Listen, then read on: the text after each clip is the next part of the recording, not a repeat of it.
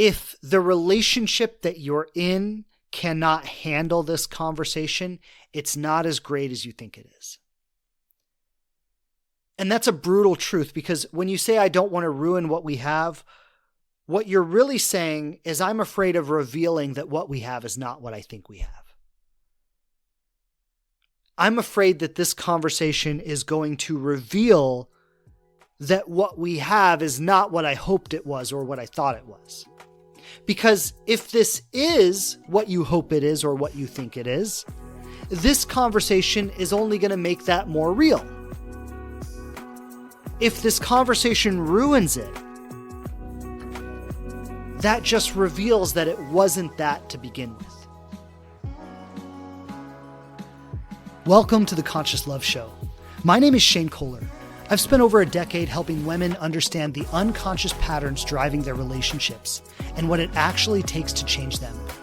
I'm one of the most direct voices in the modern relationship space, and the person who will tell you the truth that most coaches are afraid to name. This show is for anyone who's done settling, done shrinking, and done wondering why love keeps falling short. I'm not here to make you feel better about patterns that aren't serving you. I'm here to name them, help you understand them, and learn how to change them. If you're ready for that, I'm glad you're here, and let's get into it.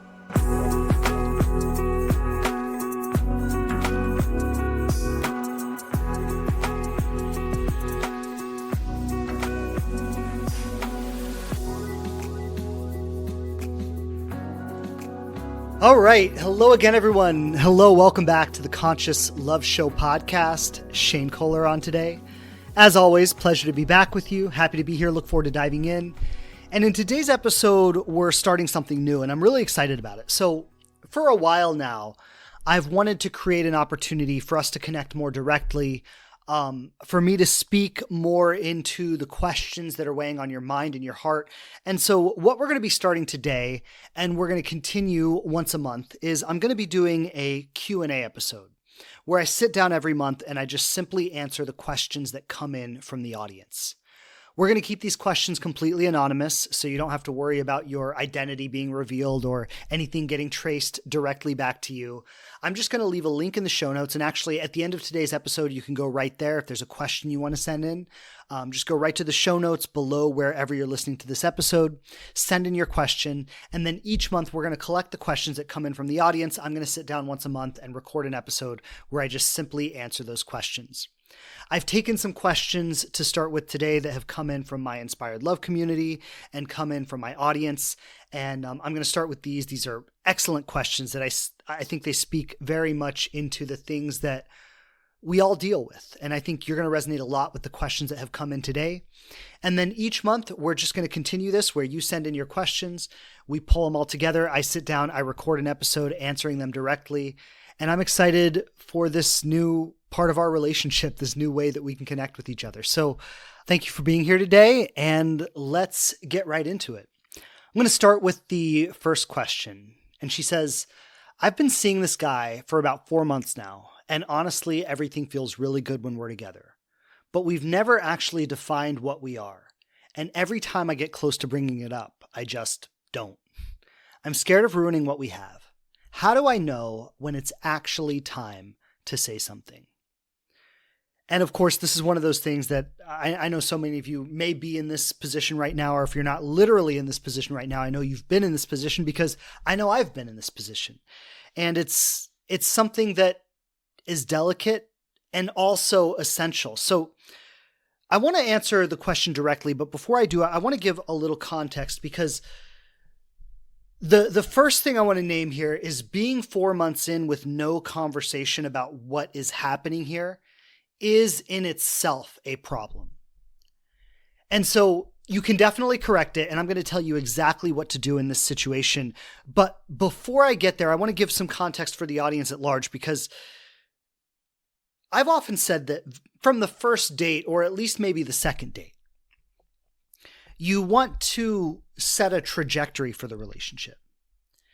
And so that could very simply look like sitting down early on, like I said, first or second date, and you say to the person, I just want to be really honest with you.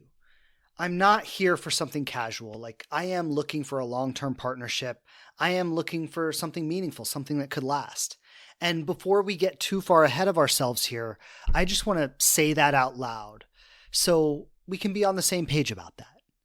That doesn't mean you're asking them for a full commitment on the first date. It doesn't mean that you're putting pressure on them that they need to promise anything. It just sets a frame for the relationship. It creates a common understanding for what you're doing together. And if you set that up early on, checking in later isn't so scary.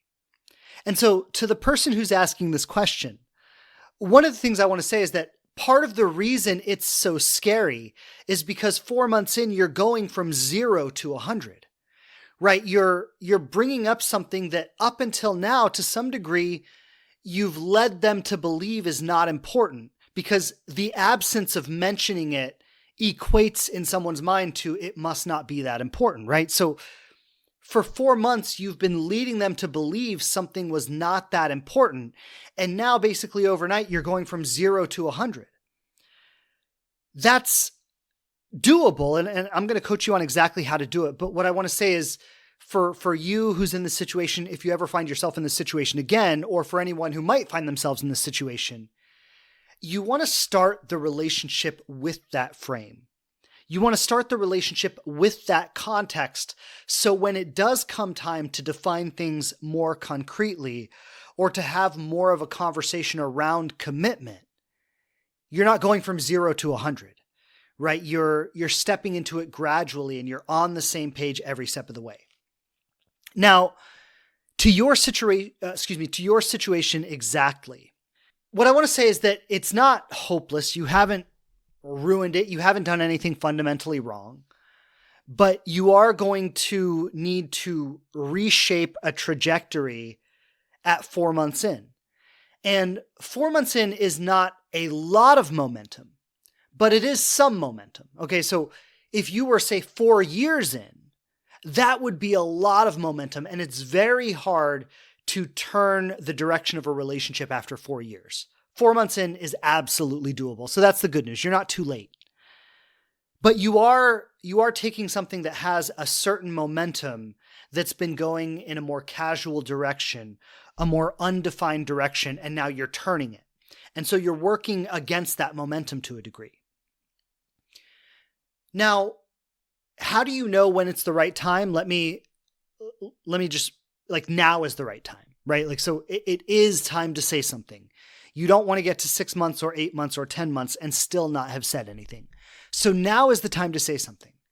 And you might ask, well, how do I know when should I do it? Should I do it on our next date? Should I do it on our next phone call? I often like to pre-frame conversations like this. And so something I've actually recommended to my clients many times is send a text message. And, if I had you in a coaching session right now, I would have you send the text message while we're on the call. I've actually done this with clients. Like, yeah, pull out your phone, send the text message right now while we're on the call together. Because once it's done and you can't take it back. Now, I'm not in a coaching session with you, so I'm going to encourage you to do this.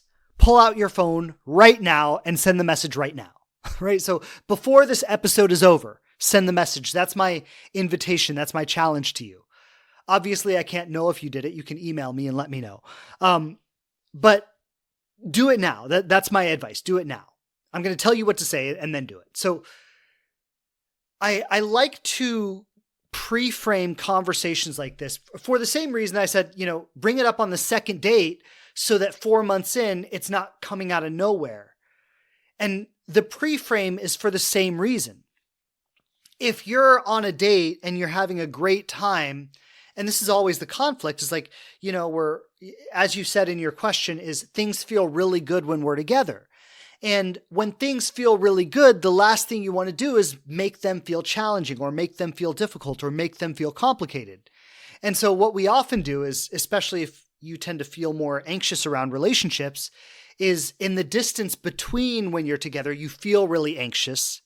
And then when you get together, you feel a sense of relief, and you don't want to destroy that relief by creating a complicated experience. So you enjoy the relief when it's there, but then you're separate and the anxiety comes back, and it's this vicious cycle. So what you need to do is you need to pre-frame the conversation so the next time you're together, you already know that this is on the table. So what I would say in that text message is, again, send it right now. You pull out your phone and you say to this person, you say, hey, there are some things on my mind that I've really needed to bring up, and I haven't really known how or when to do it. But I was thinking on our date tonight or on our date this weekend or whenever that next time that you're going to see each other is, I was thinking at that time we could sit down and have a conversation about it. How do you feel about that? Or would that be okay? That's the best way to do it. And you could also, instead of waiting for the next date, you could say, do you think we could chat on the phone tonight and talk about some things? So you can set it up for your next date. You can set it up for a phone call. The point is that you're putting it in the water. You're putting it in the space to say, hey, this is something that has been on my mind. It's been on my heart, and I need to talk about it. And I just wanted to let you know that I want to bring this up. I want to set that frame before we meet so that when we meet, I'm not bringing it up out of the blue. We're already mentally and emotionally prepared to have a conversation. I'm not disrupting the feel-good time by making something complicated, right? So you're actually putting it in the space beforehand so it doesn't show up as a disruption. It shows up as part of the plan. Now, something that people often bring up is like, well, as soon as I say that, aren't they going to want to know what I want to talk about? And often, yes. Often you're going to send that message and they're going to be like, whoa, well, that sounds intense. Like, what's on your mind? Just tell me now. And you could give a short answer. You could say something like, I just want to talk about where we are in the relationship and where we see this going. That would be fine to say. It's also okay if you don't want to share that over the text message. And you could say something like, I totally understand you wanting to know. And I know it might feel weird me just dropping this out of nowhere. But honestly, I feel like I would do best to just talk about it in person. Would you be okay if you just wait until we talk? That's okay. You're not obligated to tell them ahead of time, right? It's okay to say that I want to talk about something and I want to talk about it in person. That's okay. And that's a fair boundary. So my first piece of advice is to send that text message immediately. That way, the next time you're on the phone or the next time you're together, there's already that commitment in place. And even if you want to back out at that point, they're going to be going, what did you want to talk about? Right. So like it creates a sense of accountability. Like even if you want to back out, you can't anymore. It's a powerful thing to do. And you can do it in the safety of your own space with your own phone. And you don't even have to use your voice. You can write a message, which even adds another level of safety. And so what you're doing in this pre-frame is you're creating the safety and the accountability that forces the conversation to happen. Now, I want to address the part that I'm scared of ruining what we have. And that's really real. And I think that's always the fear in a situation like this is, things are great and they feel great and they're going great. And I don't want to say or do something that's going to ruin it. And I hear that, but I want to share a really difficult truth with you right now. If the relationship that you're in cannot handle this conversation, it's not as great as you think it is. And that's a brutal truth because when you say, I don't want to ruin what we have, what you're really saying is I'm afraid of revealing that what we have is not what I think we have. Right? I'm afraid that this conversation is going to reveal that what we have is not what I hoped it was or what I thought it was.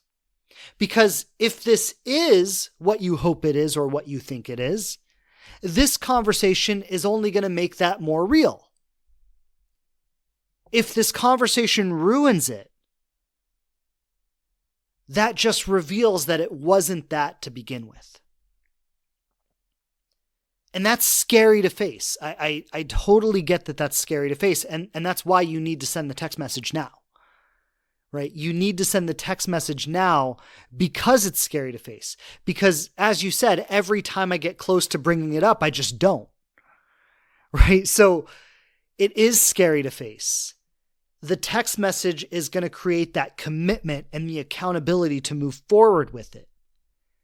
And even though you're scared of ruining what you have, or you're scared of revealing that maybe the relationship is not what you think it is or what you hope it is, and that's totally understandable,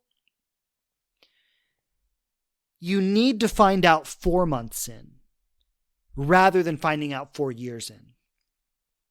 And I have literally coached people who have spent 4 years or 8 years in a situation like this. And when they finally asked for marriage, or when they finally asked for something real from the person said, I was never on board for that. I never signed up for that. And as much as it will hurt to face that 4 months in, it's going to hurt so much less than facing it 4 years or 8 years in. So that's the thing. Now, you might also be wondering, what do I actually say when it comes time to have the conversation? And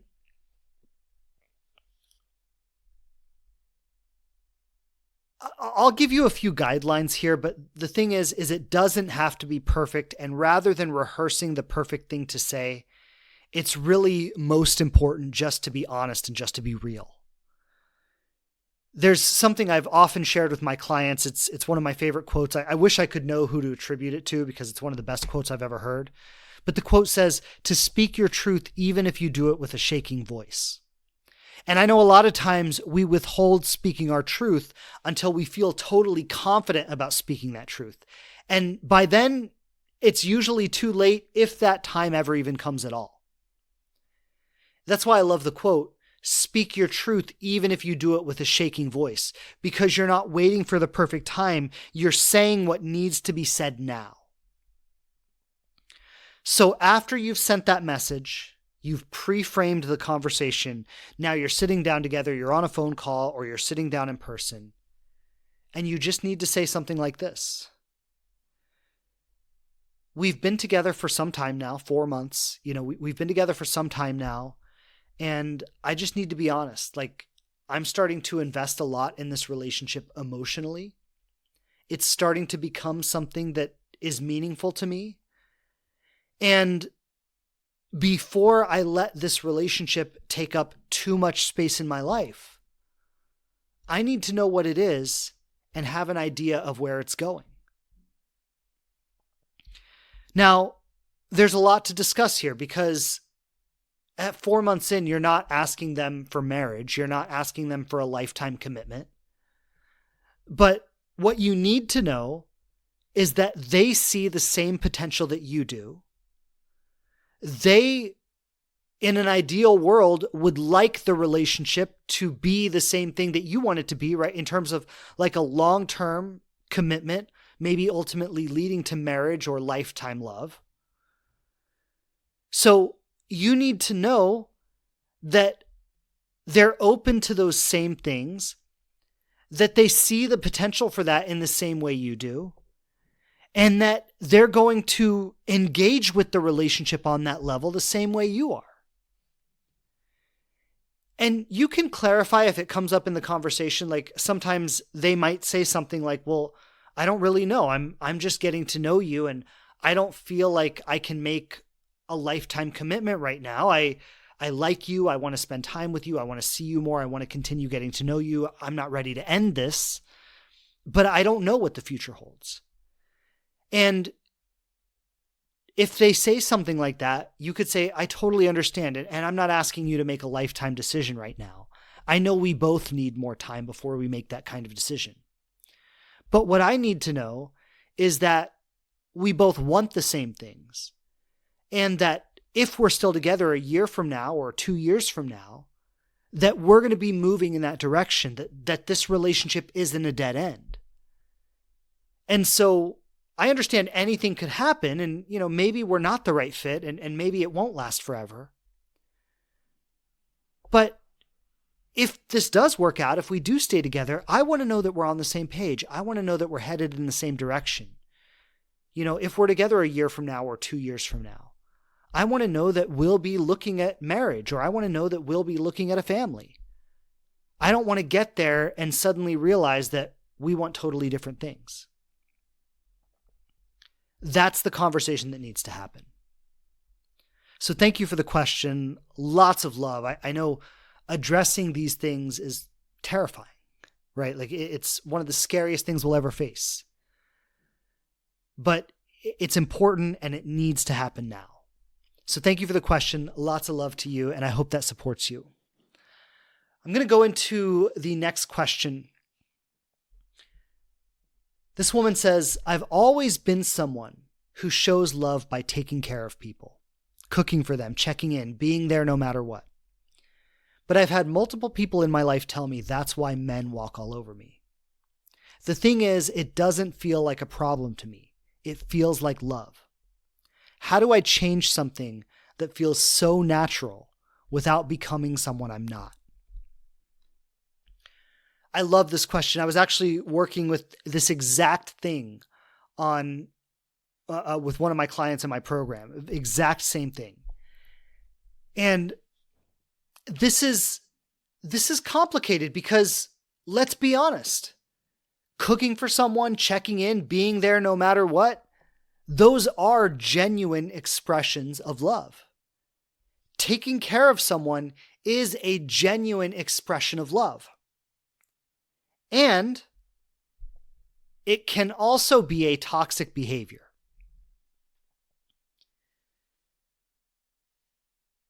So how do you know the difference? And let's start by, when does it become a toxic behavior and what makes it a toxic behavior, right? So it becomes toxic when the things that you are doing for someone else, rather than being a genuine gift from your heart, are things that you expect to collect on later. So there's a certain way, actually, any of you who are familiar with my relational blueprint system, any of you who have taken the quiz, and if you haven't, by the way, you can go to inspiredloveapproach.com/blueprint, and you can take the quiz there. This will help you identify your relational blueprint, and then I'll send you a personalized video that breaks down that blueprint in detail. But one of the blueprints in my system is called the caretaker, and this is literally what the blueprint is about. So the caretaker is the one who tries to earn someone's love by the things they do for them. So I give so much, hoping that if I give enough, I will make myself indispensable in your life and you will love me in return. And to the point that this question brings up, the caretaker pattern, especially for a woman, generally leads to men walking all over her. Because the pattern doesn't work. And this is the biggest thing about all of these relational blueprints, is they are ways that we have learned to survive in relationships. They're strategies that our nervous system has adopted to try and survive or manage our relationships. But none of these blueprints actually lead to the kind of conscious, loving relationships we want to have. They all have adverse effects. And so what happens for the caretaker, or what you're describing in this question, is that you give and give and give, and you do so much for someone, and you're hoping that if I just do enough, I can prove how great I am, I can make myself indispensable in their life, I can make them need me, and eventually I will collect on all the effort that I've invested in this relationship. Eventually it will be returned to me. And so underneath everything that you're giving is the unconscious expectation that you're eventually going to collect on all of it. And over time, that breeds resentment, because the person is receiving everything you're giving, but they're not aware that you're expecting to collect on it. And eventually you start to go, look at everything I've done. Why don't they reciprocate me? Why don't they appreciate me? Why don't they care? How could they just walk away after 3 years of me doing everything for them and then they just walk away like it didn't even matter? And let me be fair. That person is usually not very healthy on their own, right? Like somebody who will take and take and take and take and take without reciprocating and then one day just walk away. That's not healthy behavior either, right? Like that person usually has something about their own integrity that's compromised. But the thing is caretakers usually end up with those people. Caretakers usually end up with the people who are willing to be taken care of. And, there's a certain amount of nuance here, right? Like willing to be taken care of in and of itself isn't a flaw. It's nice when we can relax and we can let our partner take care of us, and that can feel very nourishing and that can feel very good. But when somebody is absorbing everything that you're offering without reciprocation and you keep pouring into them and they keep taking, that's a problem. So what I would encourage to you who asked this question, how do I change something that feels so natural without just becoming someone I'm not? You've got to understand that your willingness to care for people is a positive quality. It's a good thing. And it has a shadow side to it. And you've got to be aware of when it is genuinely you doing something you want to do. It is genuinely you just authentically showing love and care for someone. And when that shadow side is expressing itself. That requires you to be really honest about your motivation. It also requires you to withhold your giving sometimes. Instead of giving something to the relationship, you might need to challenge something from the relationship. And so the caretaker pattern says, if I just keep doing, eventually they will do for me. Or if I just keep doing, eventually they will see me. Eventually they will love me. Eventually they will appreciate me. And if you've been giving, and in the beginning, maybe it was genuine. In the beginning, maybe it was authentic. In the beginning, maybe it was exactly the thing that you wanted to do. But then over time, there starts to feel like there's a little tension around it. You start to feel like I'm giving so much, but I'm not receiving anything in return. I feel like I'm being taken advantage of. Or there are certain areas in this relationship where this person is just not meeting me the way I need to be met here. You start to notice any level of scorekeeping that's taking place. Or you start to notice any hint of resentment that's building under the surface. And that's when you need to stop giving and start asking for something. There's a wonderful principle I learned many years ago that said, underneath every complaint, there's a request. Right? So underneath every complaint, there's a request. If there's something that you would want to complain about in the relationship, underneath that complaint is something you would want to request from the relationship. So your freedom and your healing lies in your willingness to make that request. Does that make sense? Right? So you've got to make that request. And what's super powerful and also super intimidating for the caretaker is that making that request completely disrupts your whole strategy. Because the caretaker is about, if I just do enough, eventually they will see how much I'm worth and they will love me for it, without you ever having to actually be vulnerable in the relationship. The request kind of short circuits that blueprint because it forces vulnerability. When you say to the person, I really need this from you, or I really need that from you. There are certain ways I don't feel met in the relationship, or there are certain things I need from the relationship that I would like to ask you for. You are then being vulnerable in that you're revealing that you have needs. You don't just exist to take care of somebody else's needs. And you are asking them to meet that need. It's a very vulnerable situation. And then it also forces a moment of truth. You have to face, is the relationship willing to meet you where you need to be met by it? You can't hide behind the story that if I just keep doing, eventually it will come back to me. You have to face in real time, is the relationship willing to come back to me? And that's terrifying. That's scary.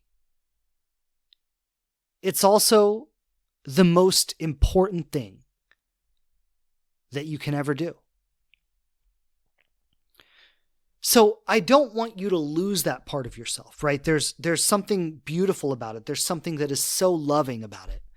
There's something that is so kind and so generous. And honestly, anybody who ends up with you is going to be so lucky to have someone who literally enjoys taking care of them like that.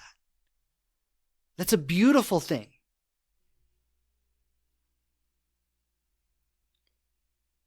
At the same time, you need to make sure that that gift is appreciated.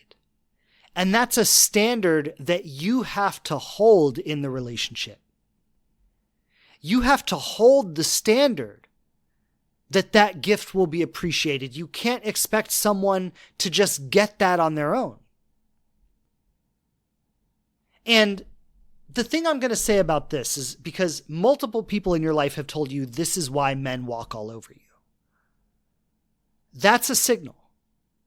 That's a signal that it's not coming from a clean place.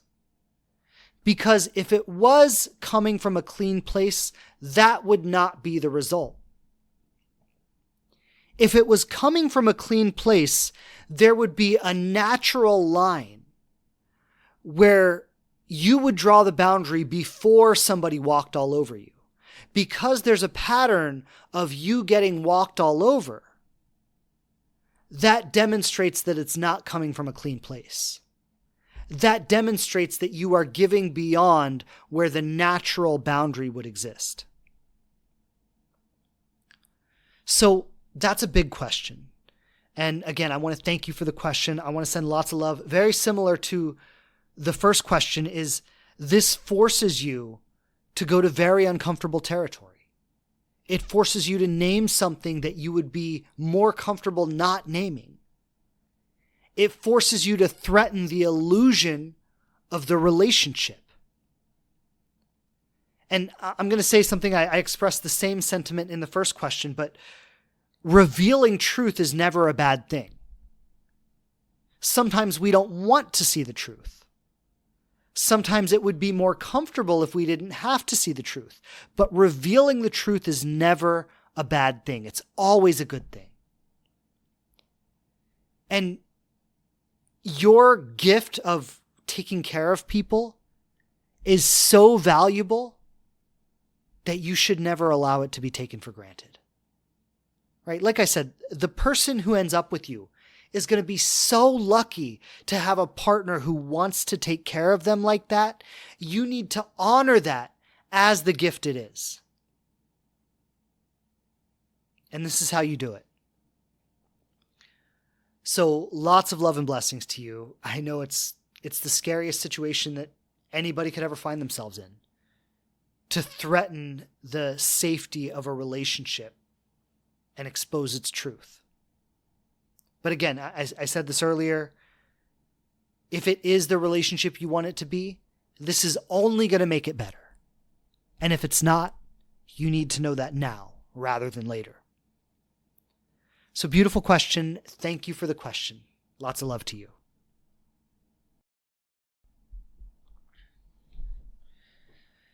Okay, next question.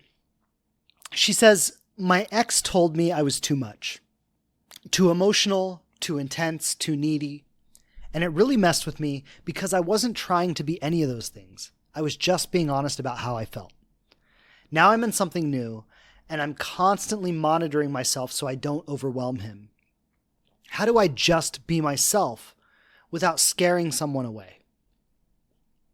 Thank you for the question. I love the honesty here and the vulnerability. And, sometimes the things our exes say really stick with us. And sometimes those things had nothing to do with us.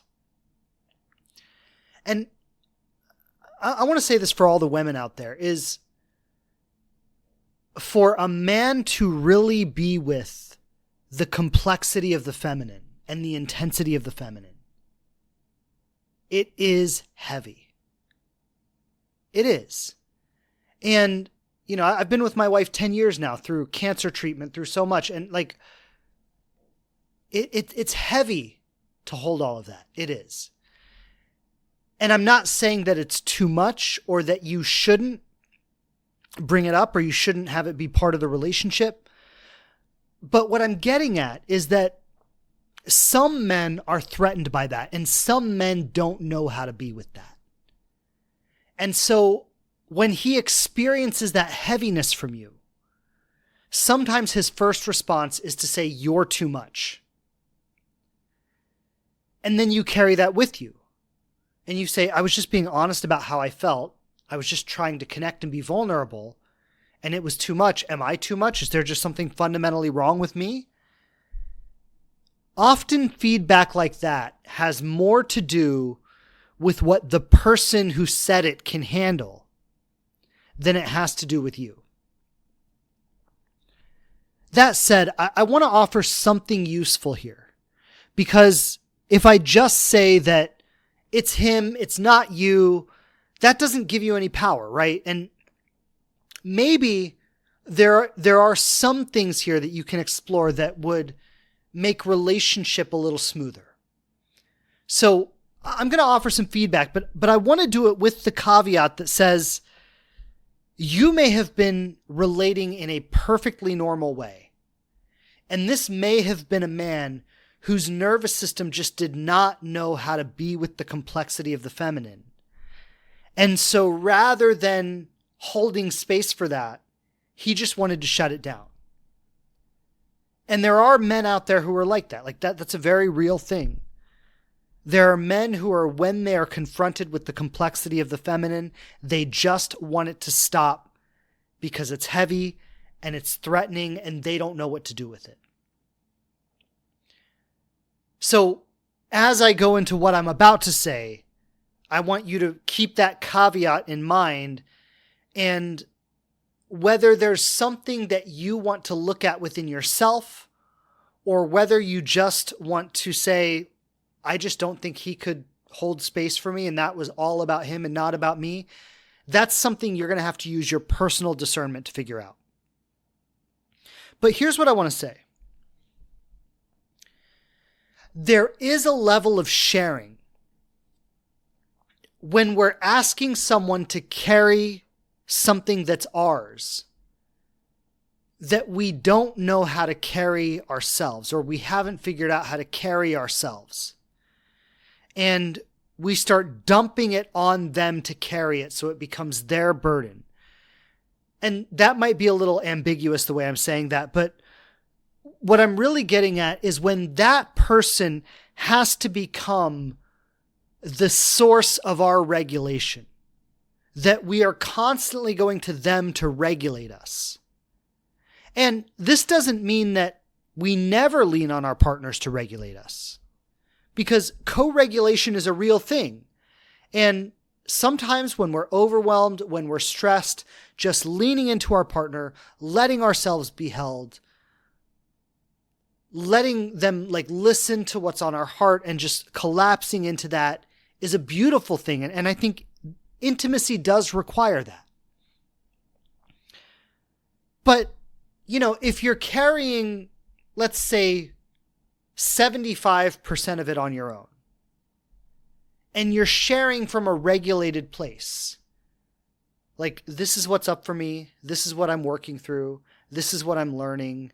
This is what I'm stepping into, right? Like it's your process and you're owning the process. You're responsible for the process. And you're just giving them a peek into the process. But you're not asking them to carry it for you. That's a very healthy thing, right? That's you being responsible for yourself. You being responsible for your own world. And you're letting them see into it, which is actually vulnerability. Right? Like, vulnerability isn't asking them to carry it for you. Vulnerability is letting them witness the things that not everybody gets to see. And that's a beautiful form of intimacy. When you let someone see your inner process that not everybody gets to see. But that's distinct from dumping it on them or making your regulation their responsibility. And so that's the nuance that I would ask you to reflect on. When you went to your ex, were you coming from a regulated place and you were just sharing? And he didn't even have space for that. Like, some people just don't want to talk about difficult things. Sometimes when you share your inner world, it mirrors things about his inner world that he doesn't want to deal with. So that could have been what was happening there. And it could have also been that you were constantly wanting him to carry something that you weren't carrying yourself.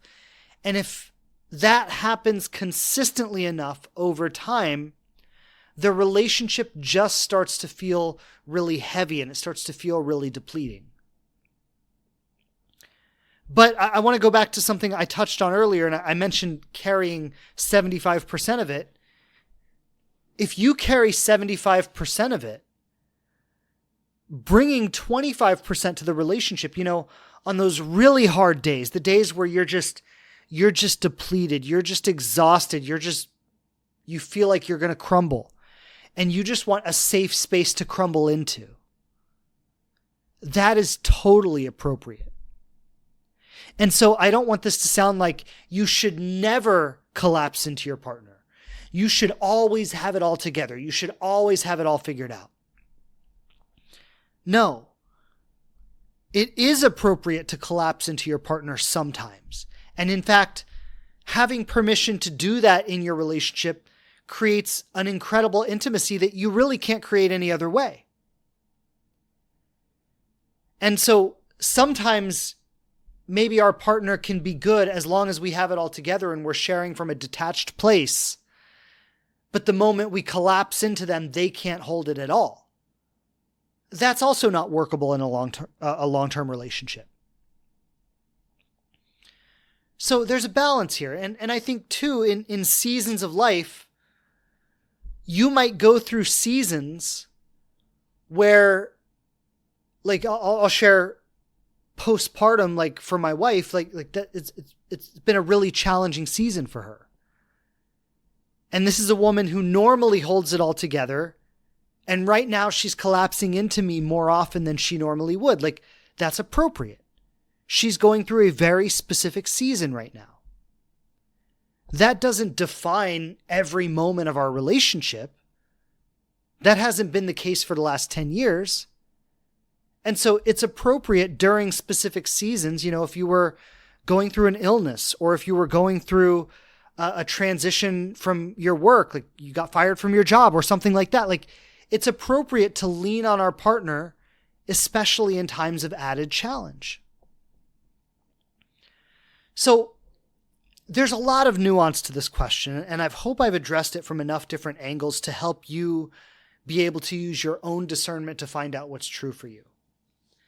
But I think the fundamental principle is you need a partner who has the capacity to hold some of your emotional world, to hold some of your internal world.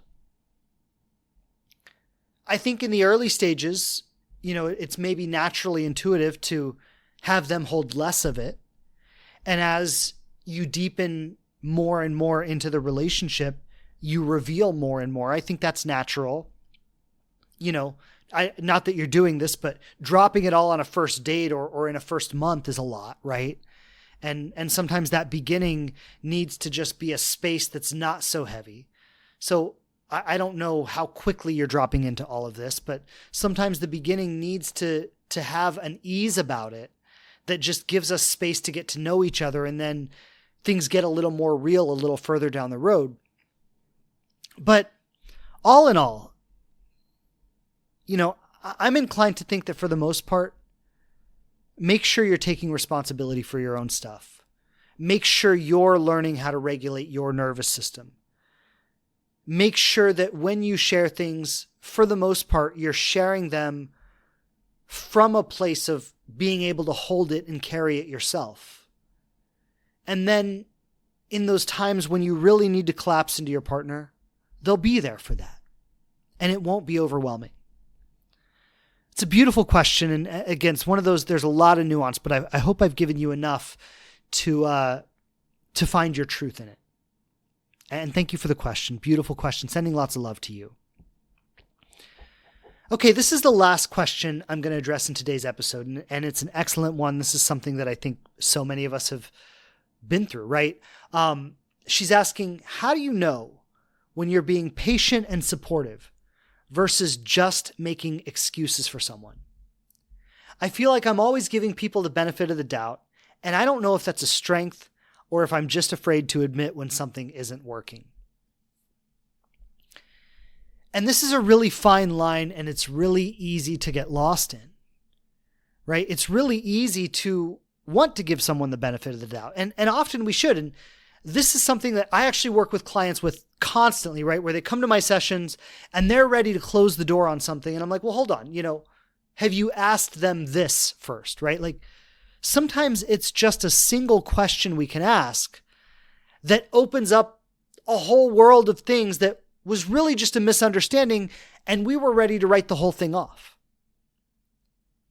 And sometimes we give people chance after chance after chance, and we are overly compassionate and overly understanding. And we should have walked away a long time ago.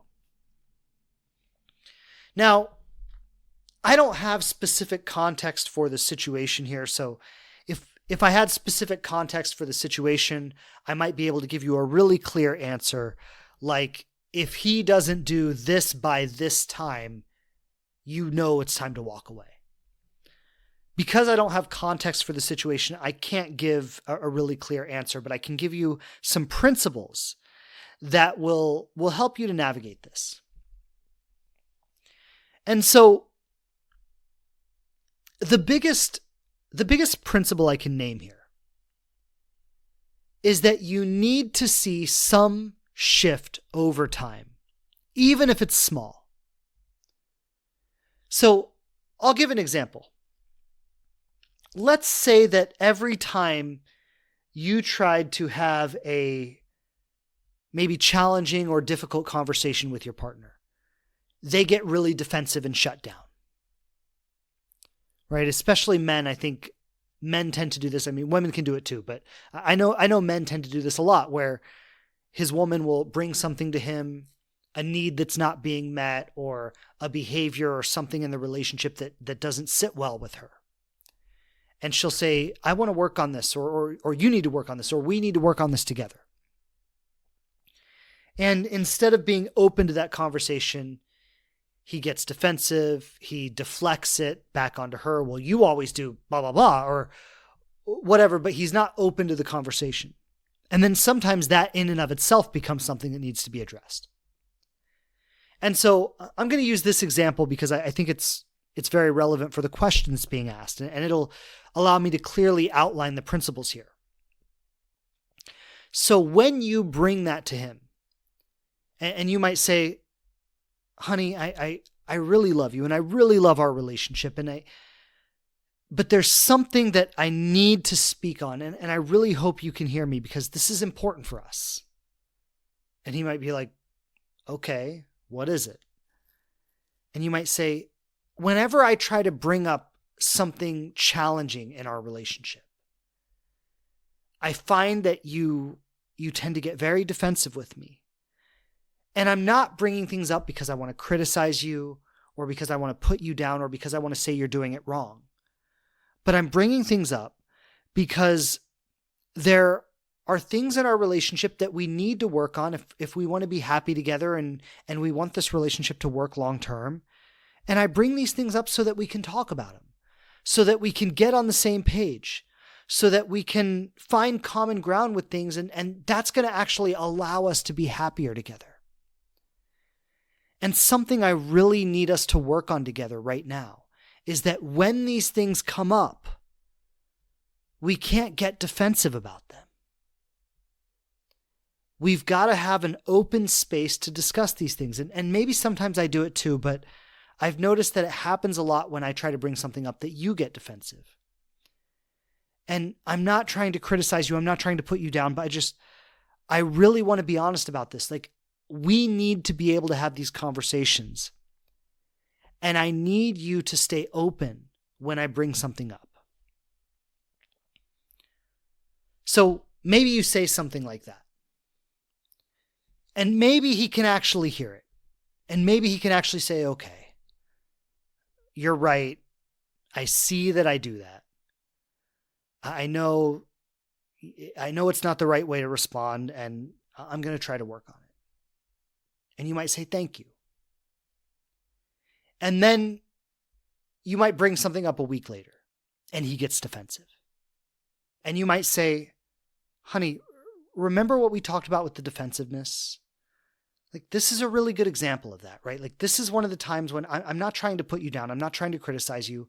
I just want to have a conversation about this, and you're getting defensive. And maybe he doesn't even respond in that moment, but maybe he comes back an hour later and says, you were right. I got defensive. I'm sorry. Let's talk about it. That is some level of progress.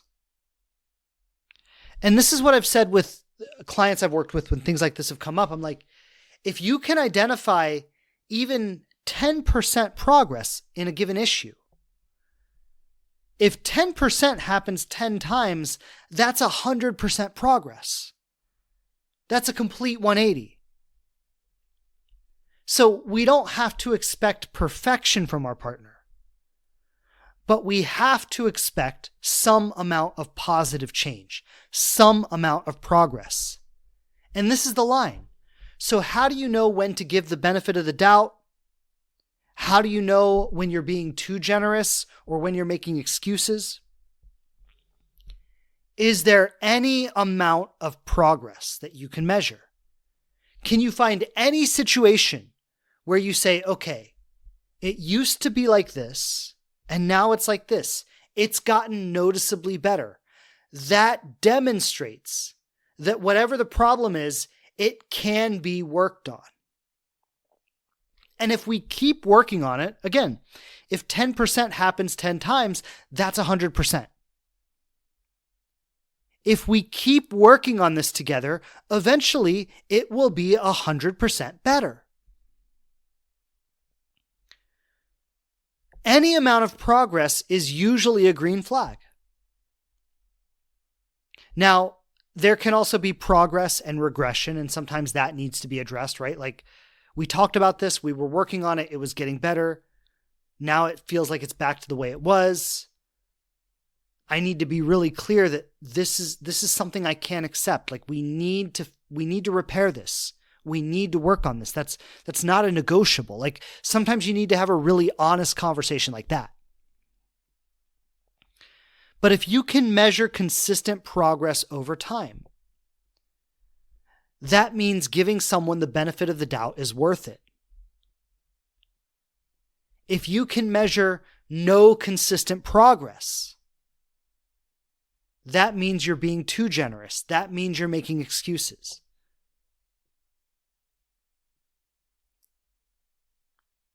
The other side to this is if there are problems in the relationship that you're not addressing, and this is for those of us who are conflict avoidant, which I know is a lot of us, right?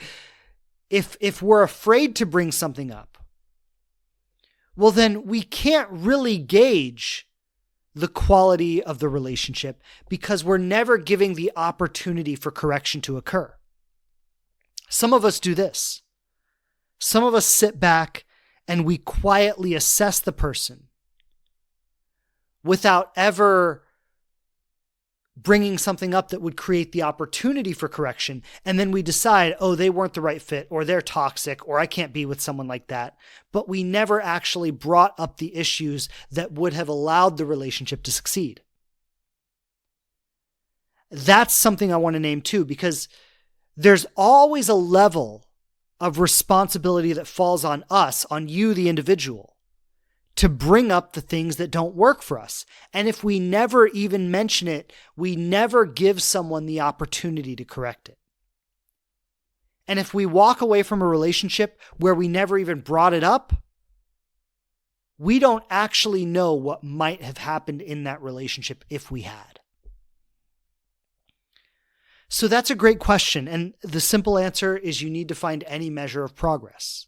You also need to make sure you're bringing things up to give the opportunity for progress.